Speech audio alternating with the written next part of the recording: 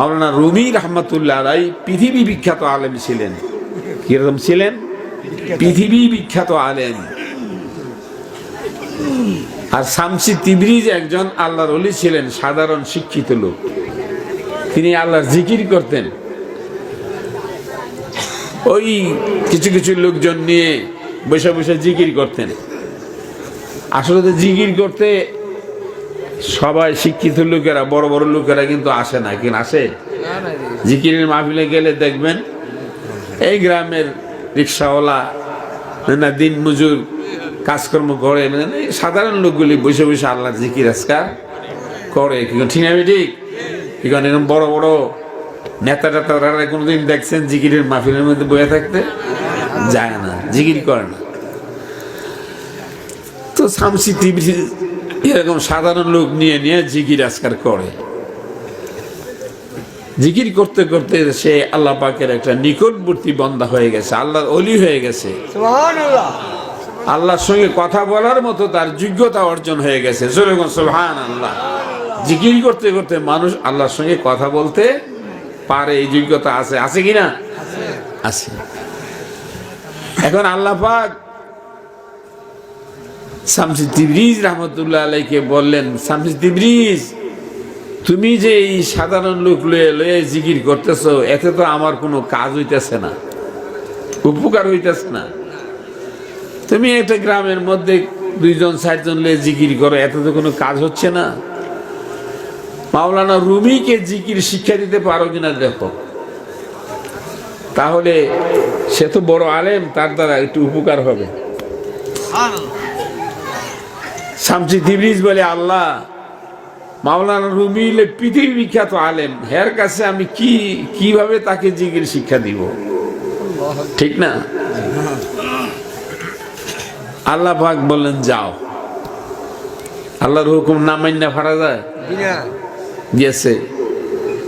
শামসি তিবরিজ গিয়ে হুজুরের দরবারে বসছে। হুজুরে তো কিতাবই পড়তেছে। কি ঠিক? বড় হুজুর না, বড় বড় আলেম ওলামা দেখবেন, বড় বড় শিক্ষিত লোকজন, তারা কিন্তু অবসর থাকে না, সবসময় লেখাপড়া তুই থাকে। ঠিক না? কিতাব নিয়ে বসে রয়েছে। শামসি তিবরিজ বসে রয়েছে, কিন্তু কোনো তার দিকে ফিরেও চায় না। অনেকক্ষণ বসে আছে। বসে থাকার পরে উনি কিতাব টিতাব ফুইরা সারছে। সেরা জিগায়, কে এলো? শামসি তিবরিজ, কি জন্য আসছো? শামসি তিবরিজ বলতেছে, হুজুর, আপনার সঙ্গে দেখা করার জন্য আসছি।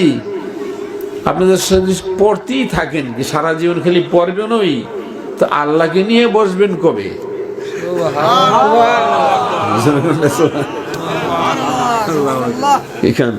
সারা জীবন খালি পড়বেন। ওই আপনি এত বড় আলেম হয়েছেন, তারপরে পড়তেই আছেন, খালি পড়তেই থাকবেন, তবে আল্লাহকে নিয়ে কবে বসবেন? এখন রুমি রহমতুল্লাহ আলাইহি কয়, আরে বেকুব, তুমি তো কিতাবের দাম বোঝো না, কিতাবের মূল্য তুমি বোঝো না। কিতাবই তো আল্লাহর। কি বলছি না? কিতাব কার? কোরআন শরীফ কার? হাদিস শরীফ কার? আমি কোরআন আর হাদিস পড়তাছি, ঠিক না? ঠিক। তো এইগুলি তো আল্লাহর, তুমি তো বেকুব। আমি কোরআন হাদিস পড়তেছি, তুমি আল্লাহরে নিয়ে কোন সময় বসবো? আমি তো কোরআন হাদিস নিয়েই বসে রয়েছি, আল্লাহরে লইই বই রয়েছি। বই রয়েছি মেলা সারছি, আয় করছে। এখানে হেরে কি করে দিল? বেকুব। কি কে দিল? শামসি তিবরিজ কি করলো? বেকুব। সে বোঝে না। আর উনি কি করলো? উনি কোরআন হাদিস আল্লাহরে নিয়েই আছে। আবার পরদিন আল্লাহ কয়, শামসি তিবরিজ, তোমার না বলছিলাম রুমির কাছে যাইতে? রুমির কাছে যে গেছে, আল্লাহ দেখছে না? আর জোরে বলেন, দেখছি কিনা? আল্লাহ জানে কিনা? কি কইছে শুনছে কিনা? এরপরে কয়, গেলে না? আল্লাহ, আমি না গেলাম। আবার যাও। কি কয়? আবার যাও। আল্লাহ আবার গেলে জানি কোনটা কয়, কে জানে। আচ্ছা যাই। আল্লাহ যখন কইছে কি করেন, যায়। গেছে, গিয়া দেখে ঠিক একই কিতাব পড়তেছে। কি করে? কিতাবই পড়তেছে, কিতাব পড়তেছে। এবার গেছে রাত্রিবেলা বাতি জ্বালায়া, কি গান, বাতি জ্বালায়া কিতাব পড়তেছে।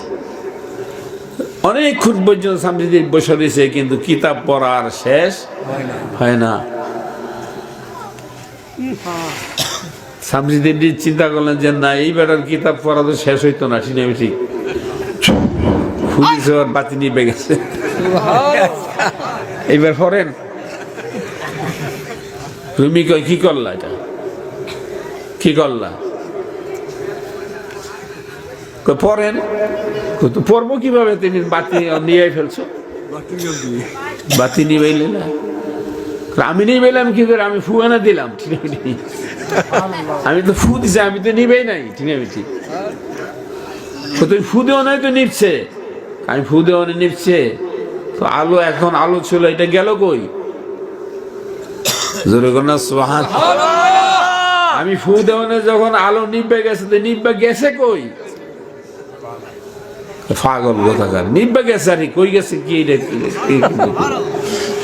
আপনি কি মৌলবি হইলেন? কি ঠিক, বাতিটা নিবা কই গেছে এটা কইতে পারেন না? আপনি এত বড় আলেম হইছেন, আরো লেখাপড়া করুন, দরকার আছে। বাতি জ্বললে উঠছে।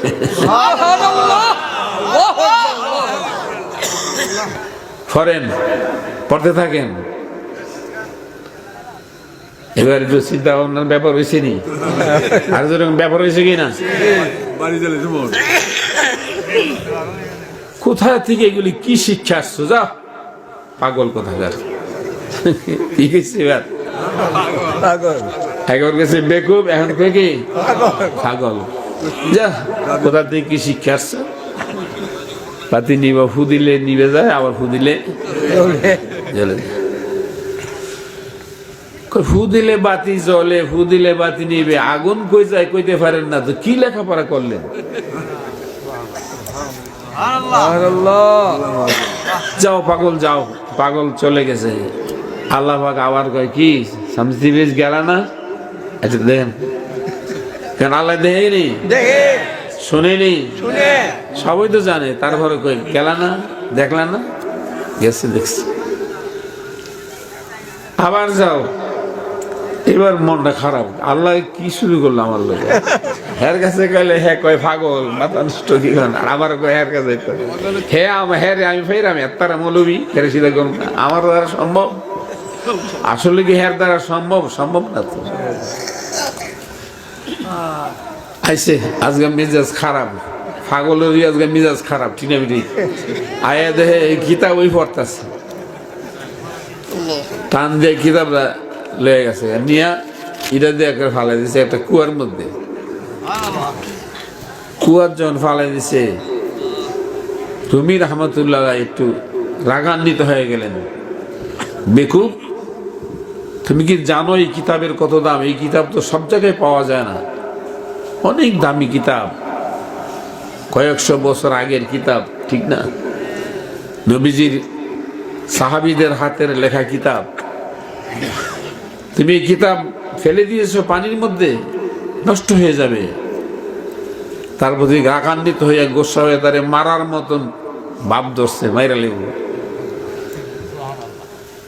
পাগল ডাক দেয়, শামসি তিবরিজ ডাক দেয়, কয় রুমি থামো, তুমি আমাদের কিছু কইরো টেরো না, কিতাব দরকার। বিসমিল্লাহ কই হাত বাড়াইছে, পরে কুয়ার ভিতর থেকে কিতাব তার হাতে চলে আসছে। বলছে নাও রুমি, কিতাব ওই পড়ো, আল্লাহর ভাইয়া যেত না, কিতাব ওই পড়ো, আল্লাহর পাইয়া যাইবা না। এই কথা বলে পাগল রওনা দিছে, চলছে জায়গা। এবার আল্লাহ রুমির অন্তরের মধ্যে কম্পন সৃষ্টি করে দিলেন, ডাক দিলেন, ও পাগল দাঁড়াও, ও পাগল দাঁড়াও। আজ 3 দিন যাবত তুমি আমার সঙ্গে এমন করতেছো, বুঝতে পারতেছি না, দাঁড়াও। তুমি বারবার বলতেছো কিতাব পড়তাম, আল্লাহ ফামুনা।